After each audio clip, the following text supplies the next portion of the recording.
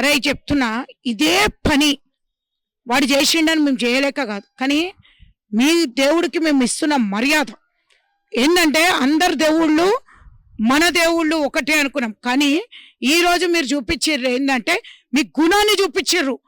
అవులానా కొడుకులది గుణాలు చూపించారు. స్థిమితం సరిగా లేదంటారు. ఎవడన్నాడో వాడిని ముందు లోపడేసి పట్ట కాలు తీసుకోవాలి. పోలీసులు అంటారు.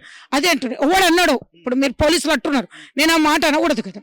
ఎవరైతే అన్నాడో ఆడు ఎవరన్నా కానివ్వండి, అని మొత్తం పట్ట కాలు తీసుకొని కొడతా, చేయి తీసుకొని కొట్ట, కాలు తీసుకొని. ఎందుకంటే ఆ మతిలేనోడు కుట్టి గుడే కనిపిస్తుంది, ఆ మతిలేనట్టు వాడి దర్గా కనిపించట్లేదా? మీరు అడ్వకేట్ కూడా చాలా కేసులు చూసిండొచ్చు, ఇలా మధ్య స్థిమితం లేకుండా తప్పులు జరిగినాయి అని జరిగినప్పుడు తప్పించుకునే అవకాశం ఉంటది కదా?